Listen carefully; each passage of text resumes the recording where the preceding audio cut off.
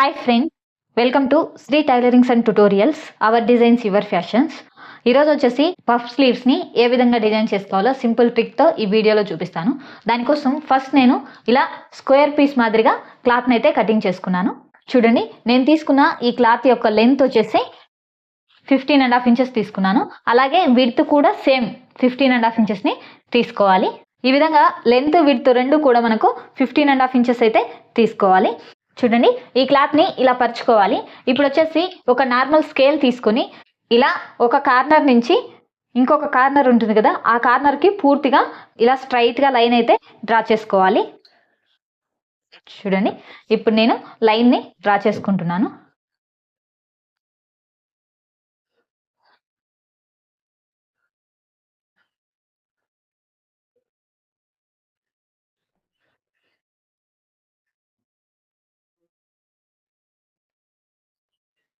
ఈ విధంగా ఫస్ట్ వచ్చేసి ఒక సైడ్ నుంచి ఇలా క్రాస్గా లైన్ అయితే డ్రా చేసుకోవాలి. ఇప్పుడు మనం డ్రా చేసుకున్న ఈ లైన్ మీద వచ్చేసి లూజ్ స్టిచ్చింగ్తో స్ట్రైట్గా ఒక స్టిచ్చింగ్ అయితే చేసుకోవాలి. చూడండి, ఇప్పుడు నేను వచ్చేసి స్టిచ్చింగ్ అయితే చేసుకుంటున్నాను. ఈ విధంగా మనము లూజ్ స్టిచ్ అనేది ఇలా క్రాస్గా చేసుకోవాలి. ఇలా క్రాస్గా చేసుకున్న తర్వాత చూడండి, ఒక సైడ్ వచ్చేసి ఇలా కార్నర్ ఉంటుంది కదా, ఈ కార్నర్ను తీసుకోవాలి. మనము ఒక సైడ్ కార్నర్ ఉంటుంది కదా, ఇలా ఈ కార్నర్ మొత్తాన్ని ఇంకొక సైడ్ కార్నర్కి ఇలా ఫోల్డింగ్ అనేది చేసుకోవాలి. చూడండి, ఫోల్డింగ్ చేసుకుంటే మనకు ఇలా ట్రయాంగిల్ షేప్లో వస్తుంది. ఇప్పుడు వచ్చేసి మీరు స్టిచ్చింగ్ చేశారు కదా, ఆ స్టిచ్చింగ్ లైన్ని ఒక సైడ్ అనేది ఇలా తీసేసుకోవాలి.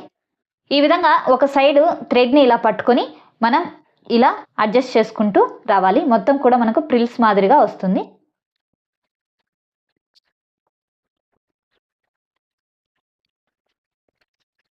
ఇలా ఒక సైడ్ అడ్జస్ట్ చేసుకున్న తర్వాత ఇంకొక సైడ్ ఉంది కదా, ఈ సైడ్ కూడా సేమ్ ఇలాగే ఒక థ్రెడ్ని పట్టుకొని మనం ఇలా ప్రిల్స్ అనేవి అడ్జస్ట్ చేసుకోవాలి. చూడండి, ఈ విధంగా టూ సైడ్స్ని మనము థ్రెడ్స్ ఇలా బయటికి తీస్తే మనకు ప్రిల్ అనేది ఇలా వస్తుంది. చూసేకి ఈ విధంగా కనిపిస్తుంది. ఇప్పుడు వచ్చేసి నేను ఇది చిన్న పిల్లలకు డిజైన్ చేశాను. సో దానికోసం ఇలా చిన్నది పేపర్ హ్యాండ్ కటింగ్ అయితే తీసుకున్నాను.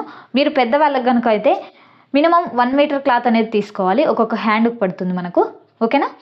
ఇప్పుడు నేను ఈ ప్యాటర్న్ తీసుకుని దీని మీద చూడండి ఇలా మిడిల్ నుంచి ఇలా పెట్టుకుంటున్నాను. ఇలా పెట్టుకొని జస్ట్ జనరల్ డ్రాయింగ్ అనేది చేసుకోవాలి. లేదంటే డైరెక్ట్ ఇలా పెట్టుకొని కటింగ్ అయినా చేసుకోవచ్చు. చూడండి, ఈ విధంగా ఈ ప్యాటర్న్ పెట్టుకుని దీని మీద డ్రా చేసుకోవాలి. ఇలా డ్రా చేసుకున్న తర్వాత చూడండి, నేను కటింగ్ అయితే చేస్తున్నాను.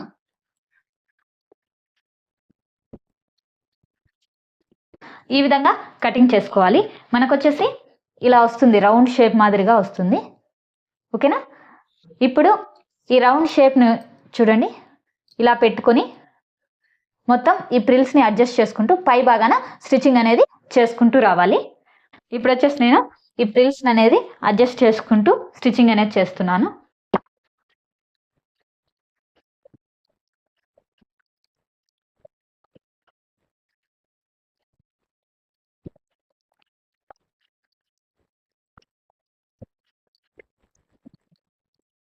చూడండి, ఈ విధంగా మనం పై భాగాన చిన్న చిన్న ప్రిల్స్ ఇచ్చుకుంటే కింద వచ్చేసి ఆటోమేటిక్గా మనకు ఇలా థ్రెడ్ లాగాం కాబట్టి ఈ కుచ్చులు అనేవి వస్తాయి.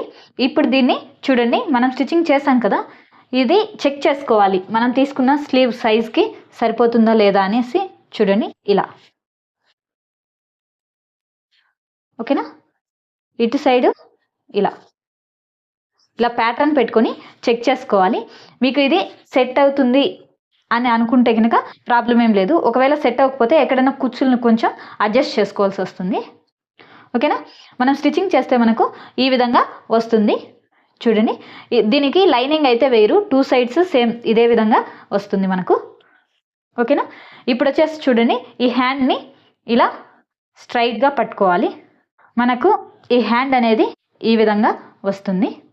ఫ్రిల్స్ మాదిరిగా చాలా సింపుల్గా మనకు ఈ డబుల్ లేయర్డ్ పఫ్ స్లీవ్స్ అనేవి ఈ విధంగా వస్తాయి. హెవీ పఫ్ అనేది కనిపిస్తుంది. ఒక సైడ్ వచ్చేసి పఫ్ కనిపించదు. చూడండి, ఈ విధంగా చాలా సింపుల్గా హెవీ పఫ్ స్లీవ్స్ని స్టిచ్చింగ్ చేసుకునే ప్రాసెస్ ఇది. ఈ విధంగా చాలా సింపుల్గా ఈ హెవీ పఫ్ స్లీవ్స్ని స్టిచ్చింగ్ చేసుకునే ప్రాసెస్ ఇది. నా వీడియో మీకు నచ్చినట్టయితే లైక్ చేయండి, షేర్ చేయండి, సబ్స్క్రైబ్ చేసుకోండి. Thanks for watching my video friends. Thank you so much.